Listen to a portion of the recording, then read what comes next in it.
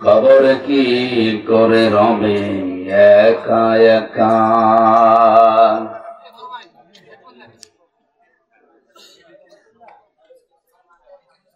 কবরে কি করে রবে একা একা। অন্ধকারে বাতি নাই, বদ্ধ ঘরে সাথী নাই, তোমার প্রিয়াও দেবে না তোমারে দেখা। কবরে কি করে রবে একা একা। মশারি নাই, বালিশ নাই, কেমন করে ঘুমাবে ভাই। নাই আর কন্ডিশনের ঠাই, নাই হিটার পাখা। নির্জন নিরালা নিঝুমে, শীত গরমে একই রুমে। নির্জন নিরালা নিঝুমে, শীত গরমে একই রুমে। থাকতে হবে টানা ঘুমে, বিধাতার লেখা। কবরে কি করে রবে একা একা। ভাবো কবরে কি করে রবে একা একা। পাকা বাড়ি, দামি গাড়ি, টাকা কড়ি কাড়ি কাড়ি, ছেড়ে দিতে হবে পাড়ি, যাবে না থাকা। তোমার বসার চেয়ার, টাকার সিন্ধুক, আত্মরক্ষার পিস্তল বন্দুক। তোমার বসার চেয়ার, টাকার সিন্ধুক, আত্মরক্ষার পিস্তল বন্দুক। পড়ে রইবে বিশাল মূল্য প্রিয় এলাকা। কবরে কি করি রবে একা একা। ভাবো কবরে কি করে রবে একা একা। এক মুহূর্ত যে সন্তানে না দেখলে ঝড় ওঠে প্রাণে। তাদের ছেড়ে গোরস্থানে থাকবে যে একা। তারা বছরে তো একবার পাশে যাবে জিয়ারতের আসে। কোটি বছর সবুজ ঘাসে, কোটি বছর সবুজ ঘাসে থাকবে যে ঢাকা। কবরে কি করে রবে একা একা। অন্ধকারে বাতি নাই, বদ্ধ ঘরে সাথী নাই, তোমার প্রিয়াও দেবে না তোমারে দেখা। কবরে কি করে রবে একা একা। আলহামদুলিল্লাহ। উসওয়াতুন হাসানা এই শব্দ আল্লাহ দুনিয়ার কাউকে দেননি। এই জন্য সত্যের মাপকাঠি মানদণ্ড এই পৃথিবীতে একমাত্র একজন, বিশ্বনবী মুহাম্মদ রাসূলুল্লাহ। দুনিয়াতে আর কেউ সত্যের মানদণ্ড হিসাবে গণ্য নয়। তারপরেও তিনি রাসূলুল্লাহ হিসাবে গণ্য হয়েছিলেন 5 বছর বয়সে, 10 বছর বয়সে না। তিনি রাসূলুল্লাহ হয়েছিলেন কত বছর বয়সে? 40 বছর বয়সে। যে জিনিস পেয়ে তিনি রাসূল হলেন তার নাম কোরআন। তার নাম কি? কোরআন। কোরআনে কারীম নাযিল হওয়ার আগ পর্যন্ত তিনি মুহাম্মদ ইবনে আব্দুল্লাহ হিসাবে পরিগণিত ছিলেন এলাকাতে। তার চরিত্রের সার্টিফিকেট দেওয়া হিসাবে মানুষেরা হয়তো তাকে বলতো যে আপনি আল আমিন, আস-সাদিক, এই সমস্ত নামগুলো, কিন্তু রাসূলুল্লাহ কেউ বলতো না। রাসূলুল্লাহ হওয়ার আগে 17 বছর বয়সে একটা সংগঠন বানিয়েছিলেন, হিলফুল ফুজুল, শান্তির সংঘ। 17 থেকে 40 বছর, 23 বছর একাধারে চেষ্টা চালালেন দেখি দুনিয়াতে শান্তি প্রতিষ্ঠা করা যায় কিনা। যেহেতু আল্লাহর নির্দেশ এবং কোরআনের নির্দেশ আসে না, এই জন্য 23 বছরে কাঙ্ক্ষিত মানে শান্তি তিনি প্রতিষ্ঠা করতে পারেননি। একই মানুষ 40 বছরে কোরআনে কারিম পেলেন, 63 বছরে দুনিয়া থেকে বিদায় নিলেন। এইটাও 23, এটাও কত? আগের 23-এর ফল 0, পরের 23-এ তিনি লক্ষ লক্ষ মানুষ হাজির করেছিলেন এই কোরআনের পতাকা তোলে। কথা বলেন এখন। এমনকি শেষ ভাষণ যেদিন দিচ্ছিলেন তার ভাষণ ছিল মাত্র 27 মিনিট। বিদায় হজের ভাষণ কয় মিনিট? আর আমাদের নাকি 2-3 ঘন্টা ছাড়া ওয়াজই সাটে না, কারণ আমাদের কথার ভেতরে কোনো অর্থ নেই। নবীজির প্রতিটি কথার ভেতরে লক্ষ লক্ষ কথা লুকিয়ে থাকতো। সুবহানাল্লাহ বলেন। যেন আমরা কথা বলবো অল্প, তাৎপর্যপূর্ণ, গবেষণাপূর্ণ, এই সমস্ত কথাগুলো বলে মানুষ যেন চিন্তা ভাবনা করে। আল্লাহ রাব্বুল আলামিন বলেন, ওয়ানজালনা ইলাইকাদ যিকরা লিতুবায়্যিনা লিন-নাসি মা নুযিলা ইলাইহিম ওয়া লাআল্লাহুম ইয়াতাফাক্কারুন। সূরা নাহলের 44 নম্বর আয়াতের শেষের দিকে আল্লাহ জানিয়েছেন, হে নবী, এই কিতাব, এই জিকির, এই আলোচনা আপনার কাছে আমি কেন দিলাম জানেন? আপনি জীবিত মানুষদের সামনে স্পষ্ট ব্যাখ্যা বিশ্লেষণ করে বোঝাবেন। আর যারা আপনার কথা শুনতে আসবে তাদের একটা দায়িত্ব দিলাম, তারা এই কথাগুলো শোনার পরে বাড়ি যেয়ে যেন চিন্তা ভাবনা করে। যেন এই মাহফিল প্রতিদিন হয় না, 1 বছর পরে মাত্র 4-5 ঘন্টার জন্য হচ্ছে, সেখানে আমার মাত্র 1 ঘন্টা 10-15 মিনিট। এই 1 ঘন্টা 10-15 মিনিটের ভেতরে যে কথাগুলো কোরআন থেকে, হাদিস থেকে গবেষণামূলক ভাবে আমরা বলার চেষ্টা চালাবো, আপনাদের উচিত হচ্ছে এই কথাগুলো নিয়ে আসলে আমাদের প্র্যাকটিক্যাল লাইফে চিন্তা ভাবনা করা।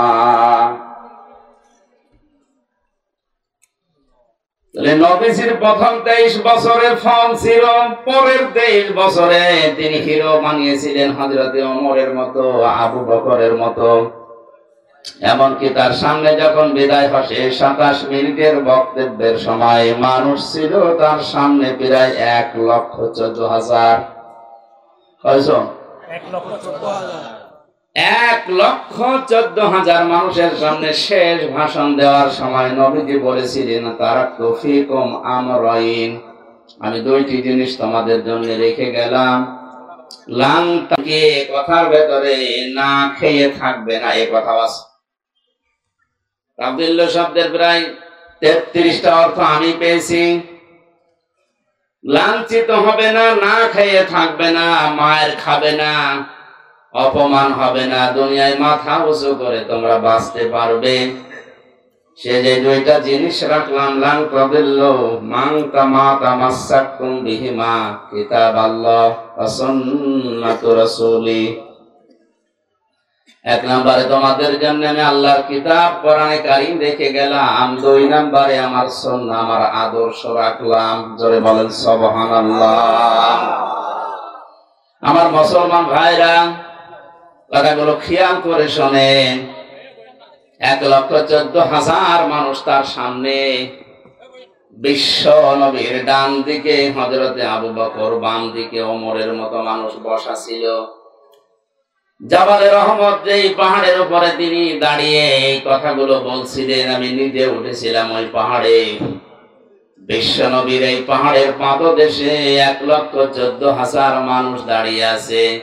নবীজি কিন্তু হযরতে আবু বকরের নাম বলেননি, ওমরের নাম বলেননি।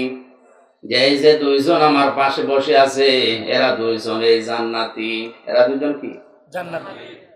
10 জন মানুষকে জীবিত অবস্থায় যে জান্নাতের গ্যারান্টি দেওয়া হয়েছিল, তার ভেতরে 2 জনের নাম আছে না নেই?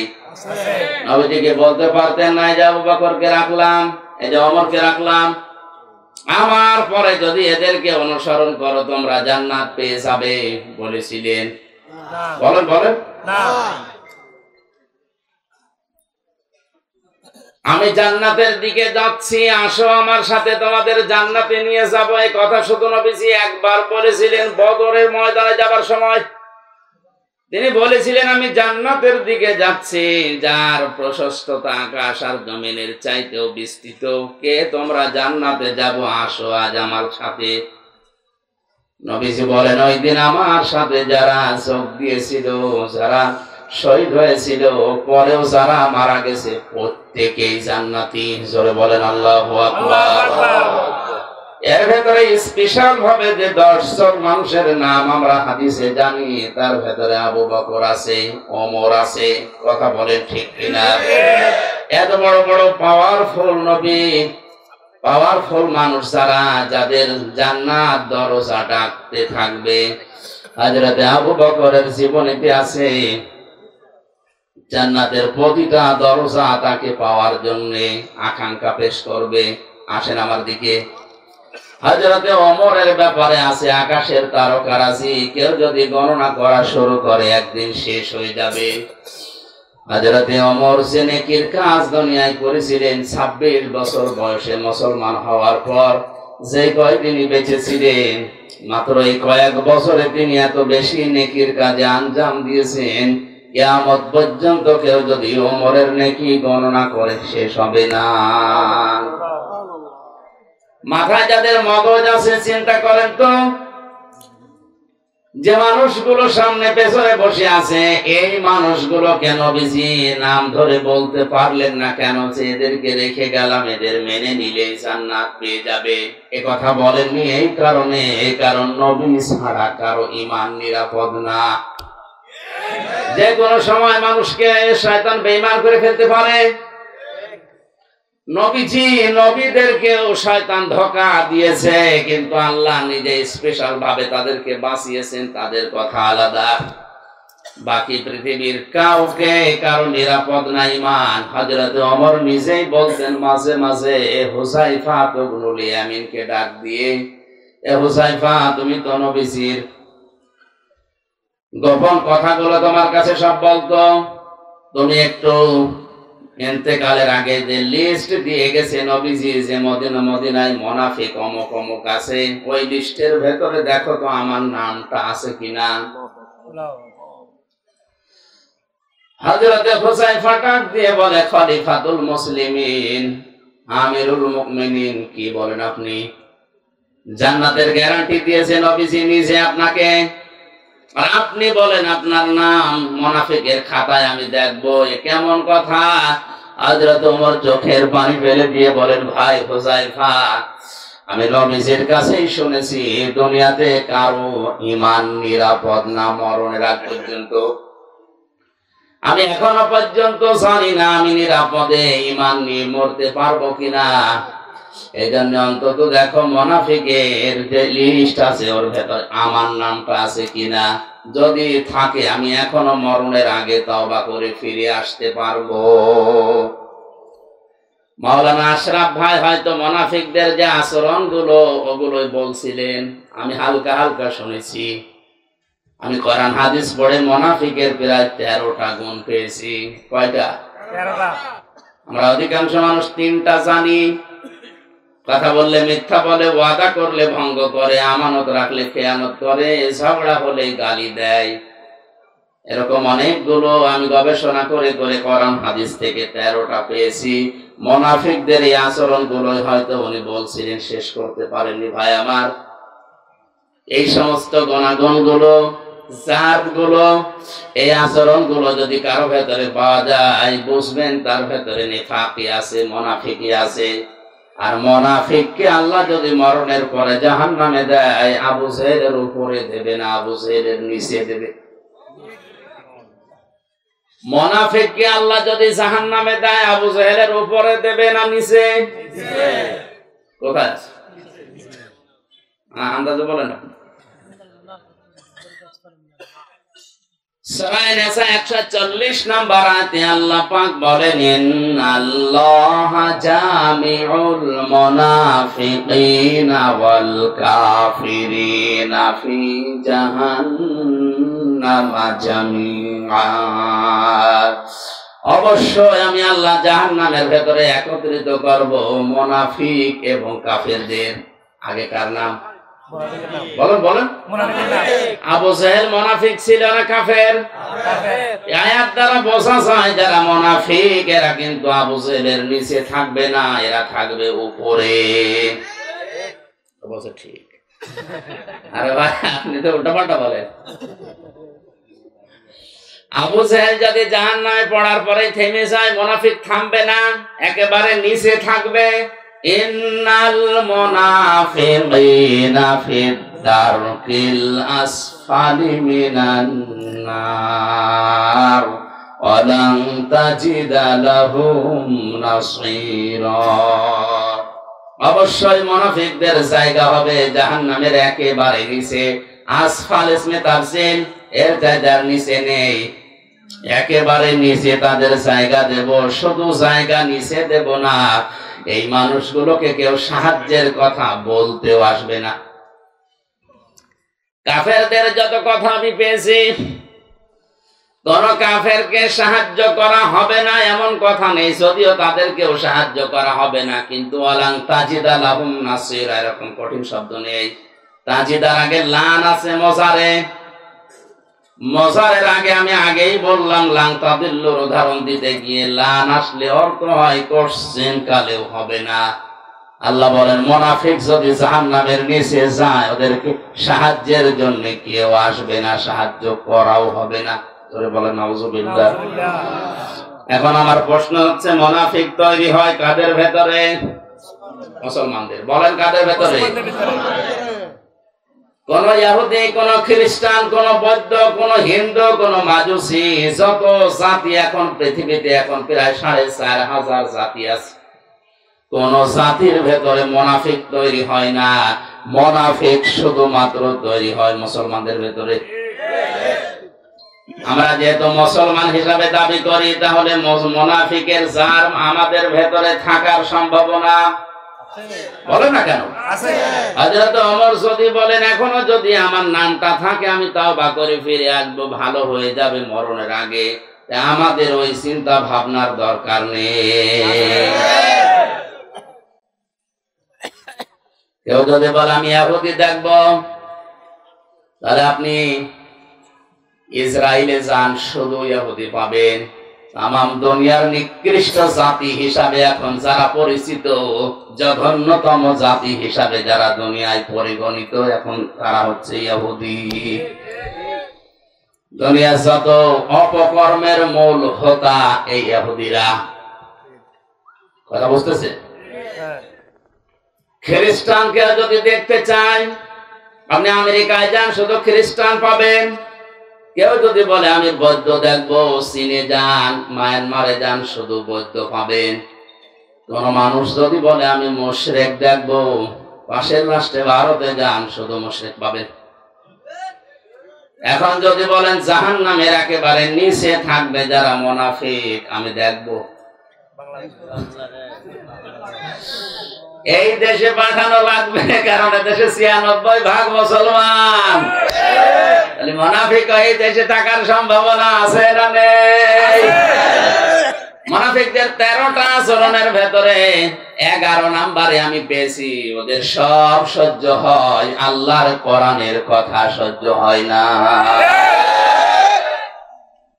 কোরআনে কারীম জানিয়েছে ওয়াইদা কিলা লাহুম তাআলাউ ইলা মা আনজালাল্লাহু ওয়া ইলার রাসূলি রাআইতাল মুনাফিকিনা ইয়াসুদ্দুনা আনকা সুদুদা।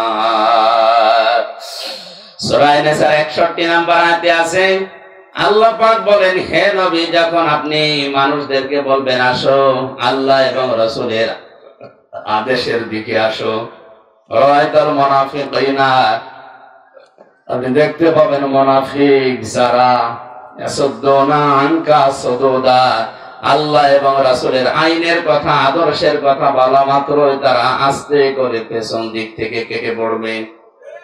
হয়তো বিভিন্ন নাম দিয়ে তারা কাটবে। কিছু কিছু মানুষ বলবে এটা রাজনীতি। আজ দেশে বলে না, আল্লাহর আইনের কথা বলতে গেলে, রাসূলের আদর্শের কথা সঠিকভাবে তুলে ধরতে গেলে বলে এটা রাজনীতি, এ ওয়াজ হচ্ছে না, আস্তে করে চলে যায়। আপনি বলেন ১৫০০ বছর আগে সূরা নিসার ৬১ নম্বর আয়াতে আল্লাহ যা যা বলেছে বাংলাদেশের সাথে এখন মিলে যাচ্ছে। আমার তো মনে হয় আমি যে কথা বলছি এখন খাপের খাপ মুমতাজের আপনি যাচ্ছে না মুনাফিকের দেশে এখন আছে। আল্লাহর আইনের কথা বললে এর কাছে রাজনীতি মনে হয়, রাসূলের আদর্শের কথা বললে, রাসূলের বিচার ব্যবস্থার কথা বললে এর কাছে রাজনীতি মনে হয়। বলে এটা আমাদের সংবিধানের বাইরের কথা। পৃথিবীর সবচেয়ে বড় সংবিধান আল্লাহর কোরআন। وَكَذَلِكَ أَنزَلْنَاهُ حُكْمًا عَرَبِيًّا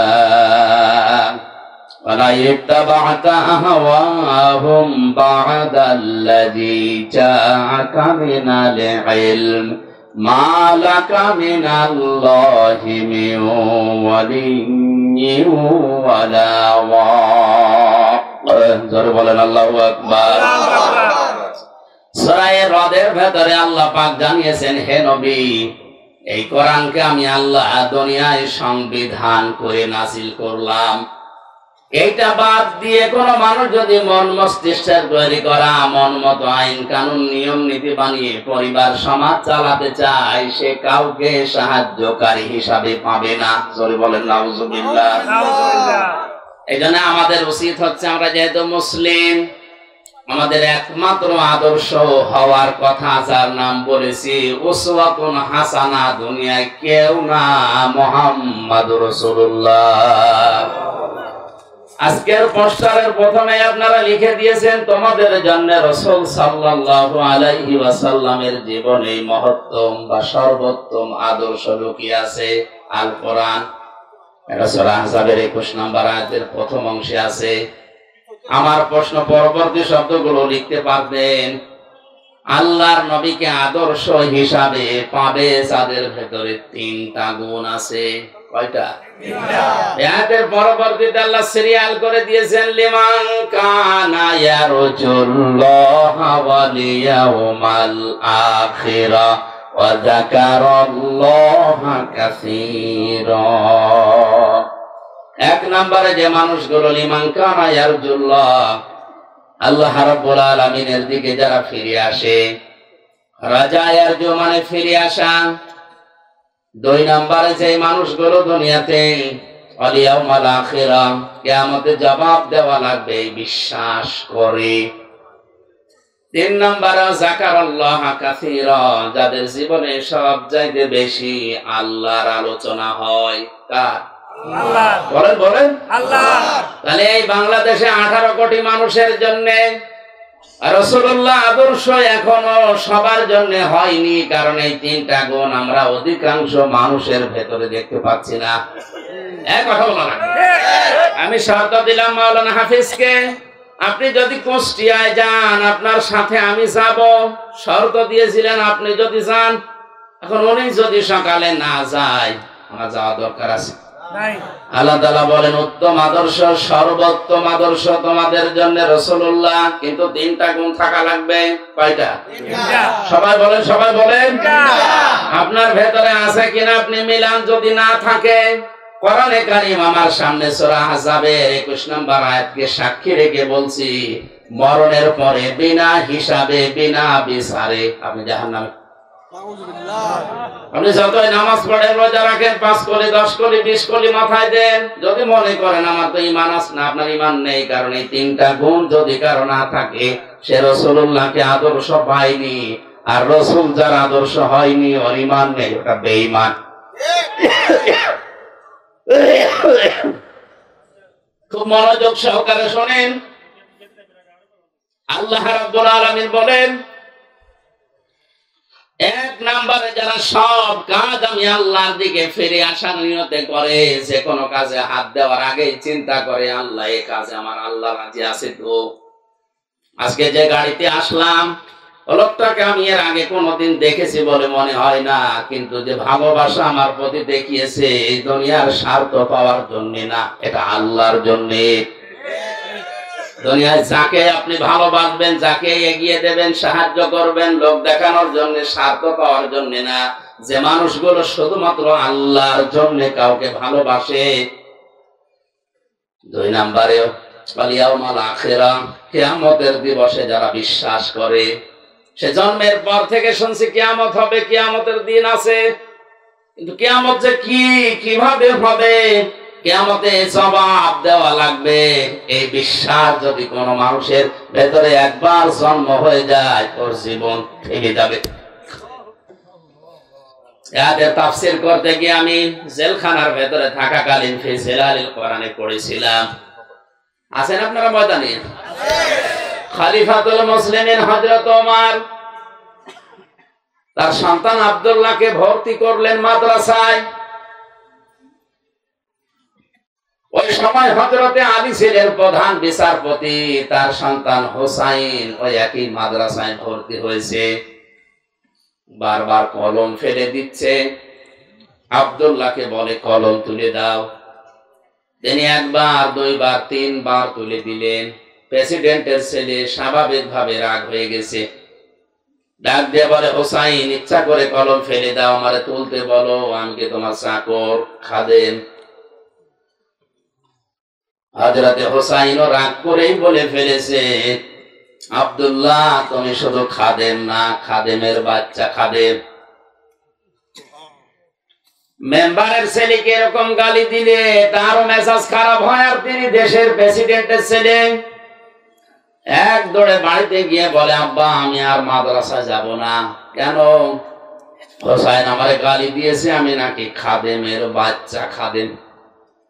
হযরত ওমর বিচক্ষণ মানুষ ছিলেন, ডাক দিয়ে বলে, সন্তান, আমি বিচার করব, কিন্তু এখন না, জমার দিন।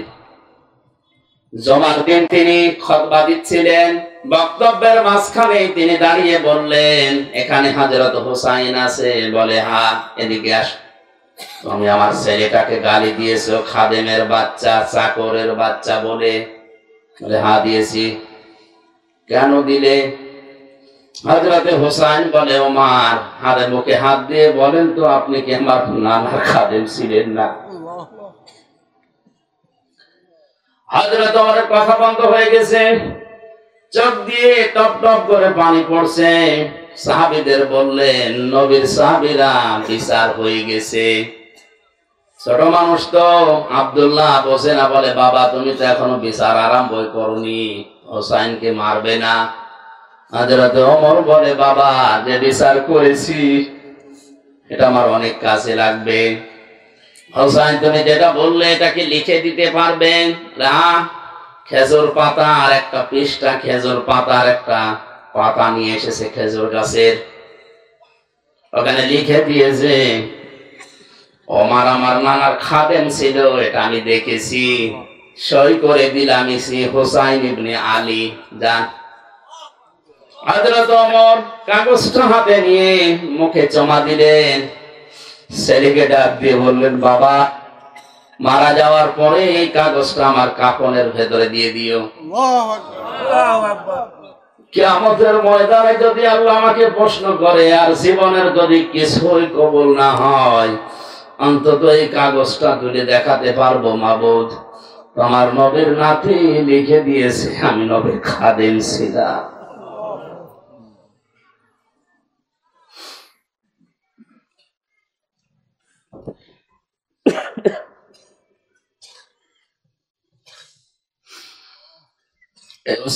তুমি আমাকে আজকে মাফ করে দাও। এই ধরনের মানুষেরা কিয়ামতের যে বিশ্বাস, যে ভয় তাদের ছিল, এরপরও একটা দুর্বল হাদিস বলছে শিক্ষার জন্য। হযরত ওমরেরও আল্লাহর দরবারে নিজের জীবনের মাত্র কয়েক বছরের হিসাব দিতে লেগেছিল, প্রায় 12 বছর। ইন্তেকালের পরে প্রায় 12 বছর পার হয়ে গেল। হযরতে আব্দুল্লাহ একবার স্বপ্ন দেখলেন, হযরত ওমর সুন্দর পোশাক পরে নদী থেকে আসতেছে গোসল করে। ডাক দিয়ে বলে, বাবা, কোথায় ছিলেন? কতদিন আপনাকে দেখি নাই। হযরতে ওমর বলে, বাবা, আজকে 12 বছর আমি দুনিয়ার জীবন ছেড়েছি, মহান আল্লাহ আমার জীবনের হিসাব নিচ্ছিলেন। শেষ পর্যন্ত তিনি আমাকে বলেছে, ওমর, তোরে মাফ করে দিলাম। কারণ আল্লাহ যদি কারো প্রতি ন্যায় বিচারও করে, সে বাঁচবে না। যদি সঠিক বিচারও কারো প্রতি করে সে বাঁচবে না।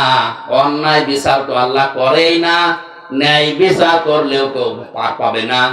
আল্লাহ যদি কাউকে বাঁচাতে চায় বলবে শেষে যেটা করে মাফ করে দিলাম। আল্লাহ যদি অবিচার করেন এ কথা বিশ্বাস করবেন না, আল্লাহ অবিচার করেন না। আল্লাহ যদি কারো উপরে ন্যায় বিচার করেন সে বাঁচবে না, সে ধরা খাবে। কথা বুঝতেছেন? আল্লাহ অবিচার কথা বলেন না কেন? আল্লাহ অবিচার, ন্যায় বিচার করলে বাঁচার কোন উপায়? আল্লাহর কাছ থেকে যদি কেউ বাঁচতে চায় একটা মাধ্যম আছে যে আল্লাহ আমারে মাফ করে দাও। হযরত ওমর বলেন আমারে শেষ পর্যন্ত আল্লাহ ডাক দিয়ে বলেন ওমর তোরে মাফ করে দিলাম। ফেরেশতা আমারে নিয়ে গোসল করিয়ে জান্নাতের নহর থেকে এই যে সাদা পোশাক জান্নাতের এটা পরিয়ে আমাকে বলছে যান আপনি জান্নাতে যান। ও কক্সবাজারবাসী, হযরত ওমরের যে জীবনী শুনলেন, আকাশের তারকার চাইতে যার নেকির কাজ জীবনে বেশি ছিল। কোন রাস্তা দিয়ে গেলে শয়তান পর্যন্ত 40 দিন ওই রাস্তায় যেতে ভয় পেত। এত বড় পাওয়ারফুল মানুষ নবীজি বলেন একবার আমার স্ত্রীরা আমার কাছে এইটা দিন ঝগড়া করছিল। হযরতে আবু বকর আসলেন, স্ত্রীদের ঝগড়া থামে না। হযরতে ওসমান আলী এসেছে, তাদের ঝগড়া থামে না। হযরতে ওমর কিছুক্ষণ পরে বাইরে থেকে সালাম দিয়েছে, আসসালামু আলাইকা ইয়া রাসূলুল্লাহ। স্ত্রীরা বলছে আপনি থাকেন, আমরা গেলাম। কারণ এখন যে লোকটা এসেছে এর মুখের আগে হাত চলে। হযরতে ওমরকে দেখে ওই দিন নবীজি বলেছিলেন ওমর তুমি যে রাস্তা দিয়ে চলো ও রাস্তায় শয়তান পর্যন্ত চলে না। এই ধরনের মানুষ যদি কিয়ামত নিয়ে এই টেনশনে থাকে আমাদের কি হয়েছে বলেন? নবীজিকে আদর্শ পাওয়ার জন্য কিয়ামতে জবাবদিহি করা লাগবে, এই টেন্ডেন্সি এই বিশ্বাস আমাদের জন্ম দেওয়া লাগবে। এটা নেই এই জন্য আজ দুর্নীতি হয়, এইটা নেই এই জন্য আজ বেগম পাড়া তৈরি হয়, এইটা নেই এই জন্য আজ আমাদের অধিকারগুলো আমরা আদায় করতে পারি না। এটা যদি কোনো মানুষ 100 ভাগ বিশ্বাস করে যে আমার জবাব দেওয়া কিন্তু লাগবে, দুদিন আগে দুদিন পরে ওর জীবন এমনিতেই পাল্টিয়ে যাবে। মক্কার ওই মানুষগুলো তাদেরকে জোতা মেরে লাঠি মেরে মানুষকে হেদায়েত করেনি। নবীজি এই কিয়ামতে জবাব দেওয়া লাগবে এই কথাগুলো যখন তুলে ধরেছেন, ওই মানুষ যাদের বিবেক ছিল, বুদ্ধি ছিল, যাদের কপালে হেদায়েত ছিল, তারা এমনিতেই এই কথাগুলোর উপরে ঈমান এনে পাল্টিয়ে গেছে। আমি রাসূলুল্লাহকে আদর্শ পাওয়ার জন্য 3 নম্বরে বলেছিলাম ওয়া যাকারাল্লাহা কাসীরা। যাদের জীবনে সবচাইতে বেশি জিকির থাকবে, আলোচনা থাকবে আল্লাহর। আল্লাহ কাসীরা দিয়েছেন, কলিলানে দেননি, আবার কাসীরুন দেননি, কাসীরা আছে। সবচাইতে বেশি তাদের মুখে, তাদের পরিবারে, সমাজে, রাষ্ট্রে, তাদের সব জায়গায় নাম থাকবে, আলোচনা থাকবে কার? কালিমাতুল্লাহি হিয়াল উলিয়া, আল্লাহর কালিমা তাদের উপরে থাকবে। আমার মনে হয় সংসদ ভবন থেকে শুরু করে আমাদের এই ইউনিয়ন পরিষদের অফিস পর্যন্ত সব জায়গায় আল্লাহু আকবার বড় করে লিখে রাখা দরকার। দেখলে আল্লাহর নাম মনে হয়। কিন্তু এগুলো না দিয়ে এমন এমন জিনিস আমরা টাঙিয়ে রাখি, আল্লাহর নাম তো দূরের কথা, কার নাম মনে হয় আল্লাহ জানে।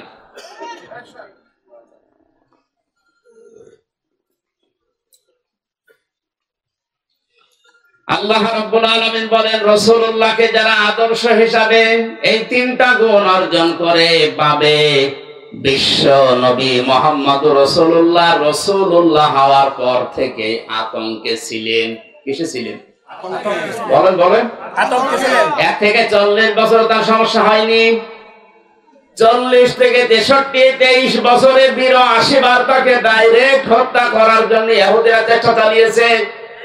শুধু চেষ্টায় চালিয়ে শেষ করে দেয়নি, মরণের পরেও তার লাশ পর্যন্ত চুরি করার জন্য তারা ব্যস্ত ছিল। এজন্য ওই 23 বছর রাসূলুল্লাহকে যারা মেনে নিয়েছে তারাও বিপদে পড়েছে, কিন্তু 1 থেকে 40 যারা ওই সময় মেনে ছিল, তার সাথে ছিল, তাদের কোনো বিপদ হয়নি। এমনকি পুরো আরব জাহানে তাদের একটা শত্রুও ছিল না। আর রাহিকুল মাখতুম, এই ঐতিহাসিক সিরাত গ্রন্থে আপনি দেখবেন 1 থেকে 40 বছর পর্যন্ত নবীদের পেছনে মানুষ ছিল না, তা না ছিল। কারণ হিলফুল ফজল যেদিন গঠন করেন তার সাথে ওই এলাকার যুবকেরা অনেকেই যোগ দিয়েছিল। সামাজিক উন্নয়নমূলক অনেক কাজ তিনি এই সংগঠনের মাধ্যমে এলাকায় করতেন, কিন্তু দুঃখজনক হলেও সত্য, একটা শত্রু তার ওই সময়ের ভেতরে তৈরি হয়নি। একই মানুষ 40 বছরে কোরআনে কারিমটা হাতে পাওয়ার পরে যতদিন এটা তার কাছে ছিল ততদিন তার শত্রুর অভাব ছিল না। এই জন্য আমরা যদি কেউ বলি আমি নবীওয়ালা কাজ করি না, আপনি মোহাম্মদ ইবনে আব্দুল্লাহর কাজ করেন, এই জন্য আপনার সমস্যা হয় না। কেউ যদি রাসূলুল্লাহর কাজ আরম্ভ করে, রাসূলুল্লাহর যেভাবে আরম্ভ হয়েছিল 3 বছর তিনিও জেলে ছিলেন, আপনারও থাকা লাগতে পারে।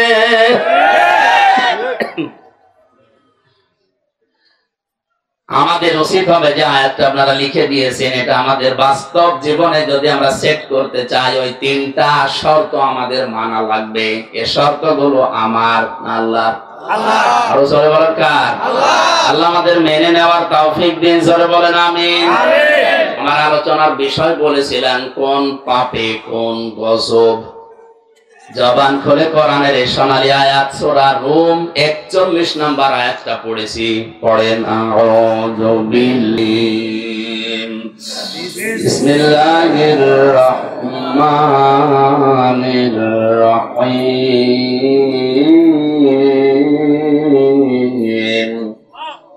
যাহারাল ফাসাদু ফিল বাররি ওয়াল বাহরি বিমা কাসাবাত আইদিন নাস লিইউযীকাহুম বা'দাল্লাযী আমিলু লা'আল্লাহুম ইয়ারজিউন।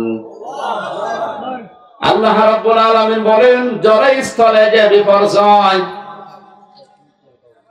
যে অশান্তি গুলো, যে গজব গুলো দেখতে পাও, এগুলো আমি একটাও দিতে চাই না। এগুলো সব তোমাদের হাতের পাপ কামাই করা ফসল। আমি কেন এগুলো দেই মাঝে মাঝে জানো? অতিবৃষ্টি অনাবৃষ্টি মাঝে মাঝে এ জমিনকে ঝাঁকুনি দেয়, আমরা যেটা ভূমিকম্প বলে শুনি। এগুলো কেন করি? লিইউযীকাহুম বা'দাল্লাযী আমিলু। তোমরা যে আমল করেছো, কাজ করেছো, আমল আবার 2 প্রকার। আমল কয় প্রকার? একটা বদ আমল, একটা নেক আমল।